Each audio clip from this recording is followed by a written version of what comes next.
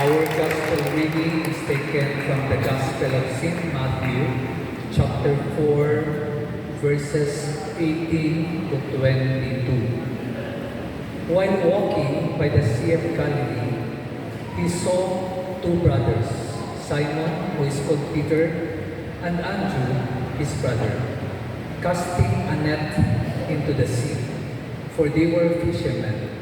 And he said to them, "Follow me, and I will make you fishers of men." Immediately they left their nets and followed him. And going on from there, he saw two other brothers, James the son of Zebedee, and John his brother, in the boat with Zebedee their father, mending their nets. And he called them. Immediately they left the boat and their father and followed him. Minsan naglalakad si Jesus sa tabi ng lawa ng Galilea. Nakita niya naghahagis ng lambat sa lawa ang dalawang mangingisda, si Simon na tinatawag ng Pedro at ang kapatid niyang si Andres. Sinabi ni Jesus sa kanila, "Sumunod kayo sa akin at gagawin ko kayong mga mangingisda ng mga tao." Noon din iniwan nila ang kanilang mga lambat at sumunod kay Jesus.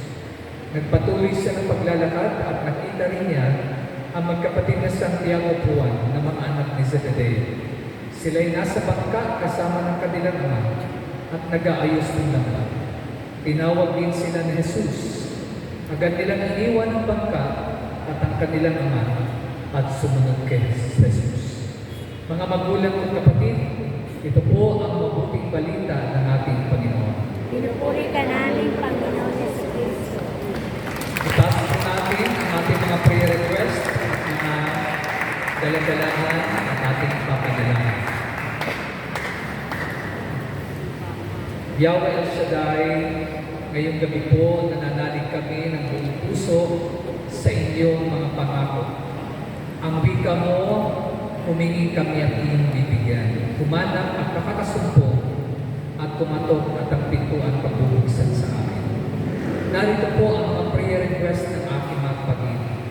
Inaangkin namin, Lord, anumang sinulat nila ay iyong sasagutin.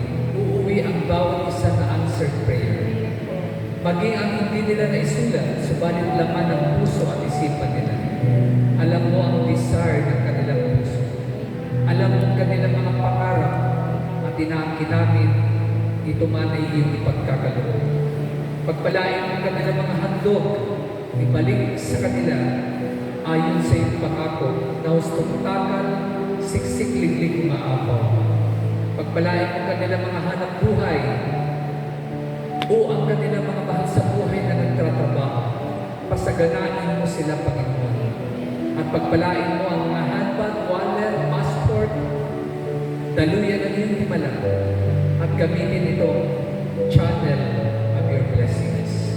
Pagpalain mo mga panyulito, tubig, langis, basbasan mo rin po ito, Panginoon. At ang mga kamay na yan, padaluyin ng kalakasan, kalusugan at mahabang buhay. Ito po ang aming sabog dalangin sa pangalan ni Jesus, sa ngalan ng Ama, ng Anak at ng Espiritu Santo. Peace sa inyong lahat. Good evening. Ang ating pong tatalakayin ay pinamagatan kong Follow Me. Sabi niyo nga, Follow Me. Ito ang ginamit nating title sapagkat sinabi ni Jesus sa verse 19, "And he said to them, Follow me, and I will make you fishers of men." So, sumunod kayo sa akin at gagawin ko kayong mangingisda ng mga tao. Kaya yung ating title is Follow Me. So, una mga kapatid, manonotice natin that Jesus begins His earthly ministry by calling ordinary men. Yan ang unang mapapansin natin sa ating Ebanghelyo, na ang Panginoon, pinaumpisahan niya ang kanyang gawain sa pamagitan ng pagtawag ng mga ordinaryong tao, mga karaniwang tao. Bakit po ordinary men? Sapagkat ang first four disciples na kanyang tinawag are fishermen. Sila'y mga mangingisda. Sila'y mga ordinary. So, Jesus does not start with scholars, with nobles, with degree holders, professionals, but rather, He began with His ministry by calling ordinary men. So, ang una niyang tinawag, mga ordinaryong tao. Kaya nga po, sa Book of Acts, chapter 4, 13, ang description sa mga unang alagad ng Panginoon ay mga unschooled. Pag sabing unschooled, hindi nakapag-aral. Mga unlearned, mga walang alam, mga ignorant. Yan po ang description sa unang mga alagad ng Panginoon. So mga kapatid, dito ay pwede natin sabihin na kahit sa panahon ngayon, ang tinatawag ng Diyos ay hindi mga magagaling, hindi yung mga marunong, kundi ang tinatawag niya ay mga ordinaryong tao na katulad mo at katulad mo. Kahit sa gawain, mapapansin ninyo yung mga tinawag na coordinators na hindi naman talaga mga magagaling, hindi marunong. Yung mga tinawag na preacher katulad namin, hindi naman kami magagaling. No? Ang iba nga sa amin, walang pinag-aralan. Pero pag tumayo, ginagamit ng Diyos. Amen? Bakit po? Kasi hindi po tinitingnan ng Diyos yung ating head knowledge. Ang tinitingnan ng Diyos, yung ating heart na willing magpaturo sa Panginoon. Amen? Yan po. So, sa ating pong gospel, mayroon pong 5 things tayong makikita. 5 bagay na aral na ating mapupulot sa ating gospel tonight na binasa from Matthew 4:18 to 22. Sa unang aral ay mababasa natin sa verse 18. Okay? Ang sabi rin naglalakad sa Jesus sa tabi ng lawa, nakita niya na naghahagis ng lambat sa lawa ang dalawang mangingisda, si Pedro at si Andres. So the first lesson is the Lord who seek. The Lord who seek. Ang Panginoon ang naghahanap.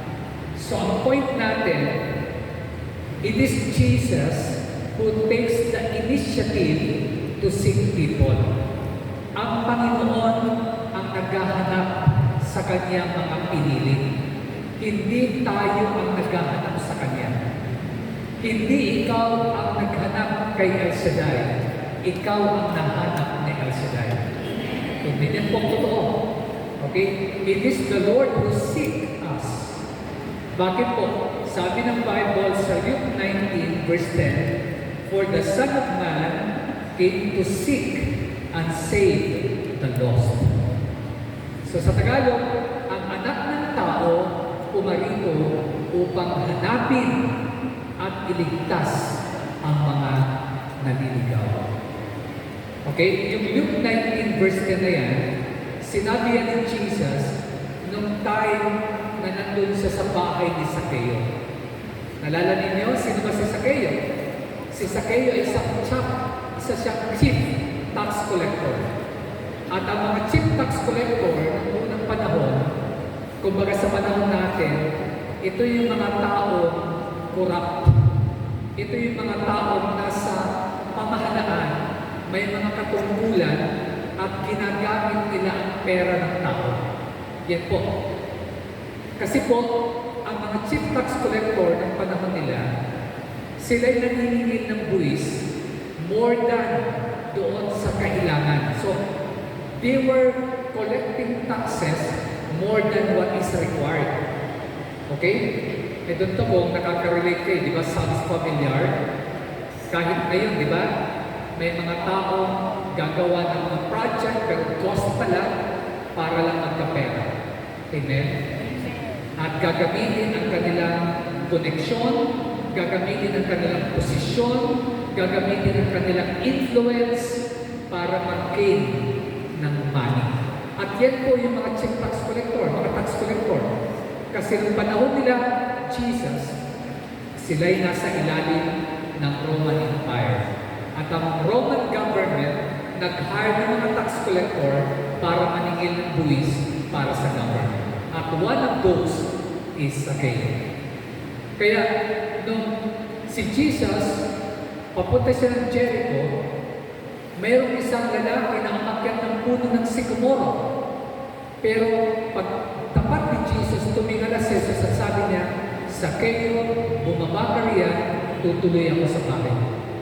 Nagbulong-bulungan yung mga tao dahil alam nila makasalanan si Zacchaeus. Sabi ng mga tao, tutuloy siya sa makasalanan. Pero anong sinabi ni Zacchaeus? Sabi ng Panginoon, kalahati ng kayamanan ko ibibigay ko sa mga dukha. At kung may nadaya akong sinuman, 4 times kong ibabalik. At doon po nagsalita ang Panginoon. Sabi niya, anak din ni Abraham ito. At ang kaligtasan ay dumating sa sambayan ito. For the Son of Man came to seek and save the lost.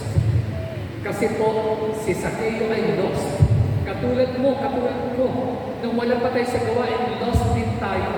Bakit po? Kasi namumuhay tayo sa kasalanan. Namumuhay tayo sa ayon sa ating gusto.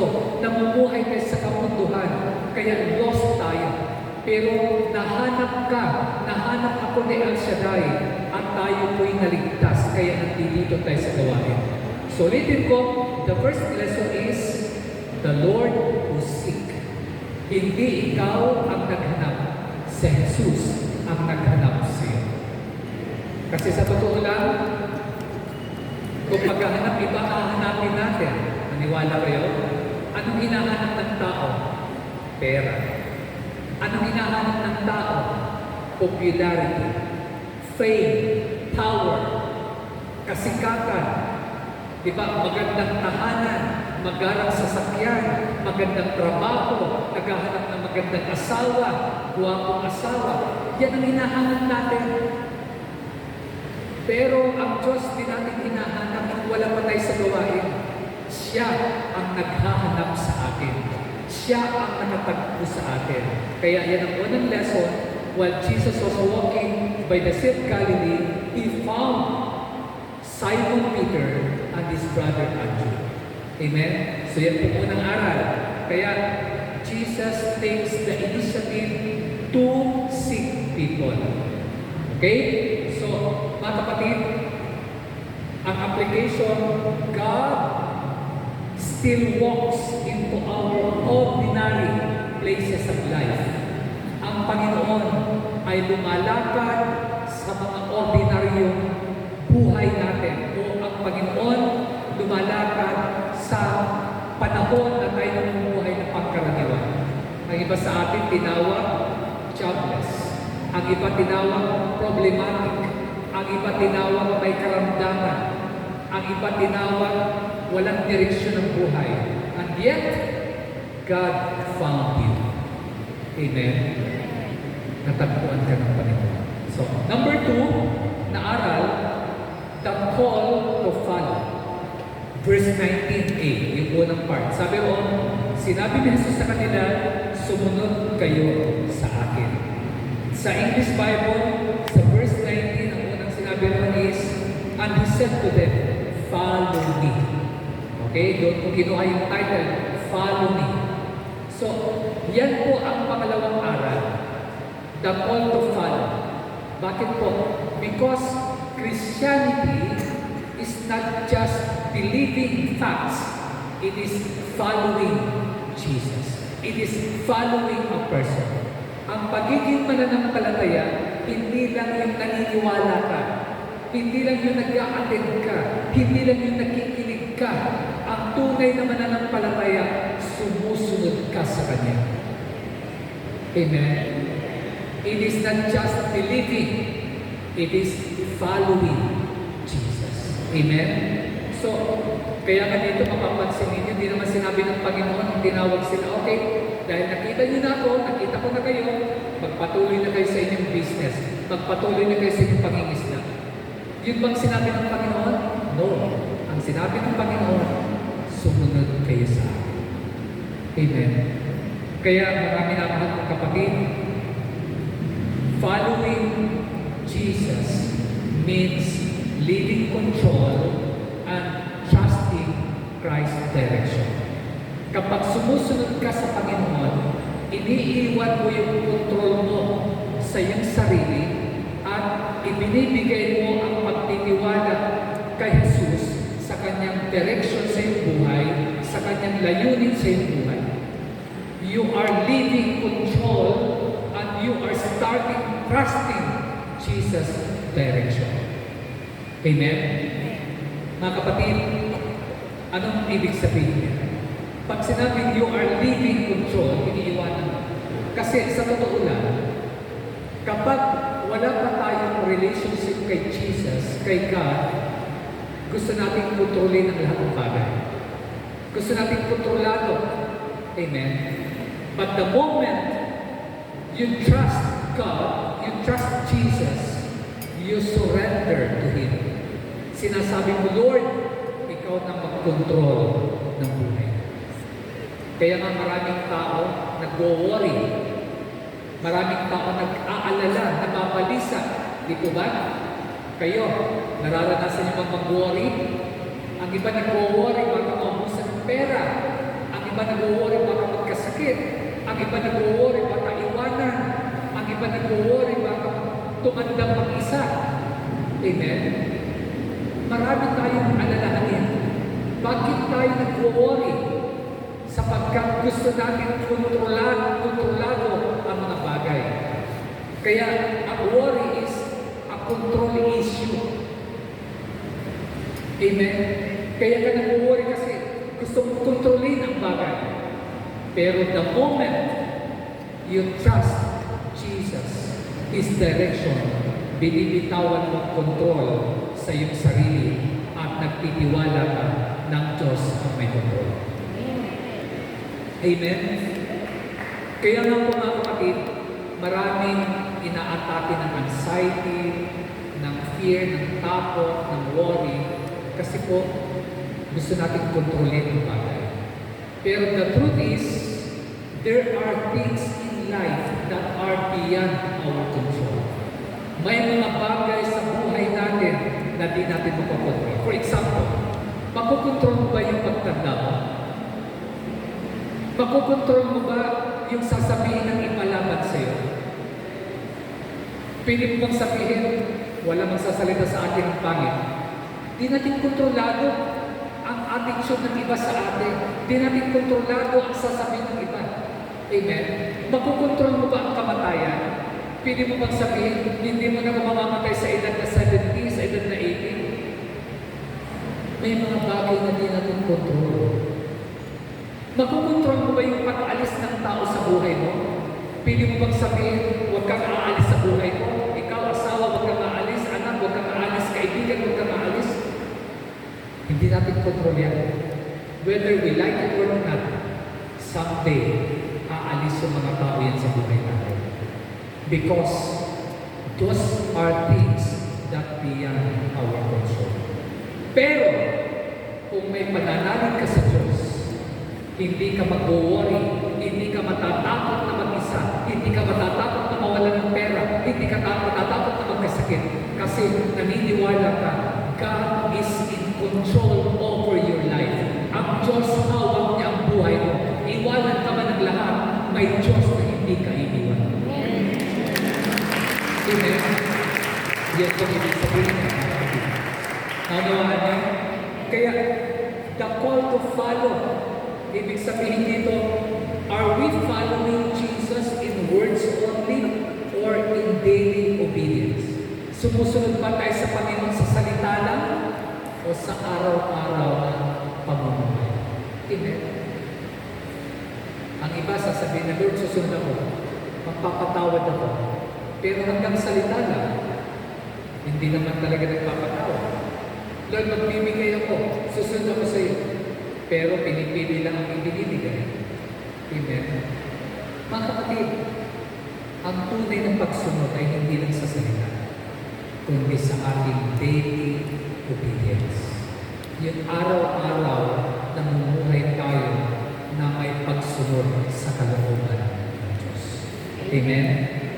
Just like Virgin Mary, si Inang Birhen Maria, diba? Kahit dalaga siya, nung sinabi ng banal ng anghel na magdadalang tao sa pamagitan ng banal na Espiritu, anong sagot ni Maria? Be it done unto me according to your words. Sabi ng Inang Birhen, mangyari sa akin ayon sa sinabi. Sapagkat ang ating Inang Birhen, mayroon siyang pusong masunurin sa kalooban ng Diyos. Amen. So, number 3, pangatlo. Ang pangatlong bagay na manonotice natin dito sa ating gospel, makikita natin sa verse 19b. 19b, pangalawang part. Sabi roon, at gagawin ko kayong mangingisda ng mga tao. Sa English Bible, I will make you fishers of men. So, ang pangatlong lesson, the promise of transformation. The promise of transformation. Ang pangako na pagbabago. Bakit po? Kasi itong mga tao, diba? Itong mga alagad, mga fishermen sila. Pero nung sila tinawag ng Panginoon, nangako ang Diyos at sabi niya, you will be fishers of men. You are no longer fishermen. Hindi na kayo magiging mangingisda, kundi kayo maging mangingisda. Amen? Ibig sabihin, Jesus not only calls, but He changes us. Ang Panginoon din lang niya tayo tinatawag, pinabago niya ang ating pagkatao, pinabago niya ang ating identity, pinabago niya ang ating purpose, pinabago niya ang ating perspective, pinabago niya ang ating layunin. Amen? Because Jesus does not only call, He changes. Amen? Binabago niya. Kaya dito, manonotice ninyo, He turns fishermen into soul winners. Yung mga mangingisda, gagawin niya mga tagapagwagi ng mga kaluluwa. Sino sa inyo dito ang nakapag-soul win na? Yung nakapag-akay na sa gawain ng Panginoon sa kamay. Ang tawag dyan, soul winning. Kapag kayo nakapag-invite ng tao at siya ay nagbalik loob sa Panginoon, nagwagi ka ng kaluluwa. At sabi ng Bible, isang kaluluwa lang ang magbalik loob sa Diyos. Libo-libo anghel ang nag-aawitan sa langit, nagsiselebrate dahil sa isang kaluluwa na nagbalik loob. Kaya tayo po tinatawag into soul winners. Ito mga disciple from fishermen into fishers of men. He turned fishermen to soul winners. Kaya, promise of transformation. Amen? Minsan, sasabihin natin, hindi ako qualified eh. Hindi ako handa.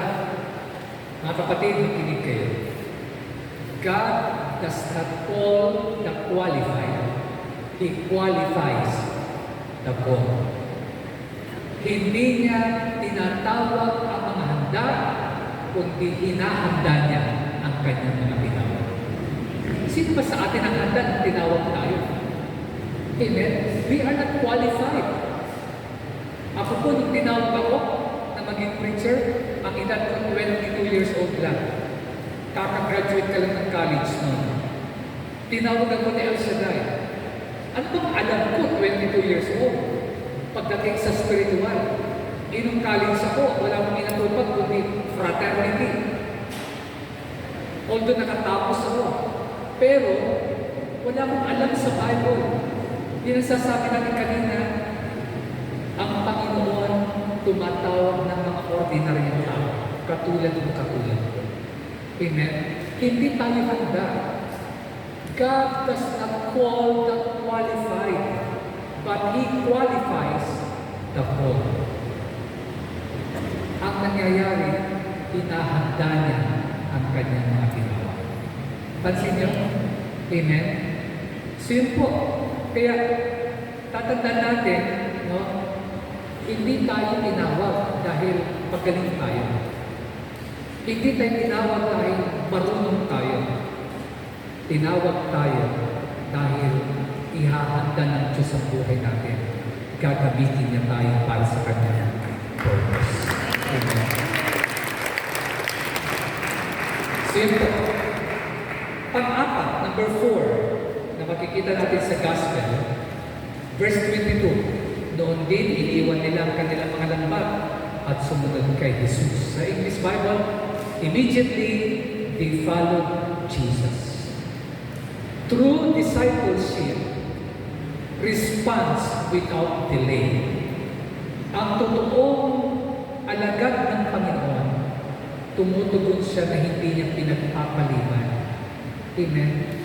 Kasi may mga tao tinatawag na ng Diyos, pero sinasabi nila, darating din ako dyan. Saka na, pag pensyonado na ako. Saka na, pag nakapag-abroad na yung anak ko. Saka na, pag marami na akong pera. Tutugon din ako dyan. Alam niyo po, itong mga disciple, sila yung tinawag, immediately, they follow Jesus. So, ang tinuturo sa atin ng Panginoon, kapag tinawag ka ni Jesus, do not delay God's call. Amen? Nalala ko sa Luke 9:59 to 62, mayroong isang lalaki, sabi niya kay Jesus, sabi ni Jesus sa kanya, follow me. Pero yung sagot ng lalaki, sabi niya, Lord, first let me go and bury my father. Pwede mo ba umuwi mo na ako, papalibig mo aking ama? Anong sabi ng Panginoon? Let the dead bury their own dead, but you go and proclaim the kingdom of God. Yung isa naman, sabi niya, I will follow you, Lord, but first let me go back and say goodbye to my family. Anong sabi ng Panginoon? No one who puts a hand to the plow and looks back is fit for the service in the kingdom of God. Walang nag-aararo ng palingon-lingon. Kapag mag-aararo, nakatingin ka sa harapan. Ganun po, kung tinatawag ka ng Panginoon, huwag kang lumingon. Tumingin ka sa ilaharap. Tumingin ka sa purpose ng Diyos. Tumingin ka kung saan ka dinadala ng Panginoon. Pag lumingon ka, baka matulad ka sa asawa ni Lot. Ano nangyari sa asawa ni Lot? Naging haliging asin. Pillar of salt. Bakit? Lumingon siya. Amen? Kapag tinawag ka ng Panginoon, huwag mong balikan ang kamunduhan. No turning back. Amen? Dapat tuloy-tuloy. Nakakalungkot, maraming mga naglingkod. Pero nasaan na ngayon? Nag-backslide. Bumalik sa kamunduhan. Naging worse pa kaysa sa tao. Amen? Kaya, do not delay. Why we should not delay God's call? Because God's call is time-sensitive. Ano ibig sabihin niya? When God calls, it is for a specific moment and purpose. Delaying may cause us to miss opportunities that He has prepared for us. Kapag tinawag ka ng Panginoon, may purpose siya ng time na yan, huwag mong i-delay. Kasi kapag dinilay mo ang panawagan ng Diyos, mamimiss mo ang mga opportunities, ang mga blessings na inihahanda ng Panginoon para sa iyo. Amen? Gusto niyo bang tanggapin ang blessings ng Diyos? Dapat huwag i-delay. Kapag tinatawag ka ng Panginoon, yes, God. Amen? Yes, Lord. Amen? Tinatawag ka maging coordinator? Yes, Lord. Tinatawag ka maging choir? Yes, Lord. Tinatawag ka maging sponsor sa gawain? Yes, Lord. Huwag mong sabihin, Lord, sa kanan. Yung sa kanan, mamaya, bigla ka magkasakit, ma-stroke. Makakapaglingkod ka pa ba? It's too late. Kaya sabi ng Bible, habang malakas ka pa, maglingkod ka sa Panginoon. Dahil ang buhay natin, di natin hawak ng Diyos. Amen. Masarap yung nabubuhay ka na ginagawa mo yung purpose ng Diyos. Amen. Kaysa mamatay ka na di mo nagawa ang panawagan ng Diyos, pupunta ka sa impyerno, walang nangyari sa buhay. Amen. At ang pag-delay ng calling ng Panginoon, it reveals His trust. Kapag ikaw ay inaantala mo, pinagpapaliban ng mga tawag ng Diyos, nagpapakita ka ng kawalan ng tiwala. Amen. Halimbawa, may nagaya sa inyo. Sister, sama ka, mayroon dito magandang pupuntahan tayo, kikita tayo ng malaki. Pero hindi ka sumama. Pag hindi ka sumama, ibig sabihin na wala kang tiwala sa Kanya. Pero kung may tiwala ka, sasama ka agad. Kasi magandang inaalam niya. So ganun din sa Panginoon. Kung tinatawag tayo ng Panginoon, pero tayo nagdidelay, nagre-reveal yan ng ating distrust. Kawalan ng tiwala sa Panginoon. Amen? At alam niyo po, di lamang yan, ang delay nagwi-weaken ng ating spiritual sensitivity. Nagwi-weaken. The longer we ignore God's calling, God's prompting, the harder it becomes to recognize His voice. Habang pinapatagal mo ang pagtawag ng Diyos sa iyo, lalo mo hindi maririnig ang boses ng Panginoon. Nagiging manhid ka na. Nagiging matigas na ang puso mo. Kasi pinapatagal mo ang iyong pagtugon sa Kanya. Amen? At alam niyo po, pag nag-obey ka, it brings growth and joy. Pag sumunod ka, on the other hand, pag sumunod ka, nagdadali ng kagalakan, nagdadali ng paglago. Look at it. Diba tingnan niyo, nung naglingkod kayo kay El Shaddai, nung tumugon kayo, di ba, ibang kagalakan ang nararamdaman ninyo. Ibang katuwaan ang nararanasan ninyo. Na kahit may mga problema, mayroon kang pag-asa. Kasi may joy na dala kapag tayo ay tumutugon sa panawagan ng Panginoon. Amen? Ibang joy nung wala ka pa sa Panginoon. O, di ba? Pera, ang pera hindi nagdadala ng joy. Happiness, maybe, pero sandali lang. Amen? Pero ang Panginoon, dinadala ng joy. Amen? So, alam yung pagkakaiba ng happiness at joy? May pagkakaiba yun. Kasi ang happiness depends on the happenings, yung mga nangyayari. Pero ang joy is a gift from the Lord. Na kahit anong nangyayari, kahit anong happenings, kahit worst ng happenings, mayroon kang peace of mind, mayroon kang kagalakan sa puso mo sapagkat alam mo na kasama mo ang Panginoon. Para ma-illustrate ko, parang ganito. Nakapag-swimming na ba kayo sa dagat? Na-try niyo na ba ang dagat na maalon? Habang nagsising kayo, maalon ang dagat, pero subukan niyong sumisid kahit gaano kaalon niya, sa ilalim, payapa. There is tranquility. There is peace. Alam niyo po, ganyan ang mananampalataya. Kapag tumugon ka sa panawagan ng Diyos, kahit ang surface, kahit ang ibabaw, kahit ang paligid natin magulo, pero deep inside your heart, mayroon kang kapayapaan, mayroon kang kagalakan, despite sa mga nangyayari sa paligid. Nature. So mga kapatid po, kaya tatandaan po natin, huwag natin ipagpaliban ang panawagan ng Panginoon. At itong mga alagad, immediately they left their nets. Let me ask you, ano yung mga nets? What nets must you leave behind? Ano ba yung mga nets na kailangan mong iwanan para sumunod ka sa Panginoon? Sa totoo lang, alam niyo, may mga bagay tayong mahirap bitawan. Amen. Lalo pag mahal mo, ang hirap bitawan, ang sakit bitawan. Amen.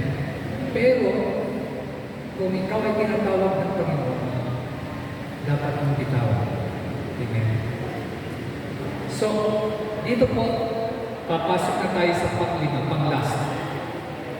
Ang panghuling aral, verse 21-22, sabi rito, nagpatuloy siya sa paglalakad, nakita niya rin ang magkapatid na Santiago Tuwan, mga anak ni Zebedeo, sila'y nasa bangka, kasama kanilang ama at nag-aayos ng lambat. Tinawag din si Jesus, agad nilang iniwan ang bangka at ang kanilang ama at sumunod kay Jesus. So James and John left not only their nets, not only their boat, but they left their father. Ang panglimang aral, the cost of following Jesus. Mayroon pong isasacrifice ka kapag tumubod ka sa Panginoon. May cost ang pagsunod. Amen? Following Jesus may cost relationship, may cost comfort, may cost security. Amen? Pagsunod ka sa Panginoon, meron kang isasacrifice. Minsan relationship, minsan comfort, minsan security. Allow me to share, maliit lang na sharing, yung cost of following Jesus. 1993, nung ako'y tinawag ng Panginoon, kakagraduate ko lang ng college noon. Nag-decide ako na mag-full-time na training sa Amorsol bilang disciple. 1993. At 22 years old lang ako noon. Ngayon, 53 na po ako. So, 31 years na po akong disciple. Mga kapatid, nung time na yun, nung nag-decide ako na mag-preacher, yung father ko, pinapili ako. Magdi-disciple ka o kami? Pag mag-disciple ka, itatakwil ka namin bilang anak. Bakit? Anong reason niya? Kasi po, yung father at mother ko parehas sila nasa government. Yung father ko, postmaster, yung mother ko, BIR, revenue officer. Gusto nila na mag-work ako sa government. Kasi, sabi nila, tapos ka, degree holder ka. Pangalawa, eligible ka. May eligibility ka, professional. Pwede ka sa government. Nakakapagpasok ka kami ng hindi natin kaano-ano. Sabi ng father ko, ikaw pa kaya na anak namin? Pero pinili ko ang calling ko. Tinanggap ko po yun. Alam niyo po, lumuwas ako ng Maynila kasi kami po'y taga-Samar. Pero dati na ako sa Manila. Nalilit pa kami sa Manila na rin. Umuwi kami dahil yung work ng father at mother ko nandoon. So, lumuwas ako ng Manila. Alam niyo po, to make the story short, tinakwil ako ng magulang. Yun po yung cost ng pagsunod sa Panginoon. Pangalawa, binitawan ko nung time na yun, yung aking income. Kasi po, third year college pa lang ako, na-elect na ako bilang speed chairman. Kaya mayroon akong sweldo sa lugar namin. Dahil speed chairman ko, Sangguniang Kabataan. Binitawan ko yun. Yung comfort, yung security, binitawan ko. At pagpunta ko sa Maynila, pag-training ko, sa bahay, hindi po ako naglalaba. Hindi ako nagluluto. Hindi ako naglilinis. Dahil may tagagawa nun sa akin. Pero nung ako'y naglingkod, nagpupulot kami ng basura sa Luneta. Nagpupulot kami ng basura sa PICC. Reclamation. Saan na may gawain? Kami ang linis brigade. Walang sweldo. Nagkukuskus kami ng kubeta sa Amorsolo, sa Queensview Building. Nagchachalinol kami doon bilang training designer. Iniwan ko yung comfort, iniwan ko yung security, iniwan ko yung family ko dahil tinatawag ako ng Panginoon. Yan sasabi ko, the cost of following Jesus. Pero makinig kayo. 10 months after, sumulat yung mother ko. Kasi nung time na yun, 90s, 93, 94, wala di pa uso ang cellphone. Sulat lang ang means of communication. Or telegram, or long distance call. Pero wala pa mga cellphone. Amen? Ang time na yun. At ang sabi ng sulat ng mother ko, 10 months after, tinakwil nila ako, sabi ng mother ko, pasensya ka na sa nasabi namin. Pasensya ka na sa nabi ng papa mo. Sabi niya, sinusuportahan ka namin sa iyong pinili. At nagpadala pa ng pera sa akin para tulungan ako sa aking pagsiserve. In other words, nung makita ng Panginoon na handa akong tumugon, hindi niya ako pinabayaran. Yan ang sinasabi ng Bible, walang lingkod ng Diyos na kanyang binabayaran. And the rest is history. Lahat ng mga kailangan ko, provide ng Panginoon. Amen. So yun po, may cost of following Jesus. Ang iba sa inyo, pag sumunod kayo sa Panginoon, ipipersecute kayo. Ang iba magpipersecute pa sa inyo, hindi manaayos sa inyo, mga malalapit sa inyo, mga mahal niyo sa buhay. Kaya nga may saying, the person you love the most will hurt you the most. Yung mga taong pinakamamahal mo, yan din yung mga taong makakasakit sa iyo. Kaya pag nagmahal ka, umasa kang masasaktan ka. Niwala yan. Wala nagmahal na hindi masasaktan. Amen. Pero ganun po ang pagtawag ng Panginoon. Pero sa bandang muli, ang mga tinawag ng Diyos, ang mga magtatagumpay. Purihin natin ang Panginoon, tumayo tayo ng lahat. At sa gabi ito, atin po ibigay ang ating buhay sa Kanya. Sa iyo ang buhay ng Panginoon.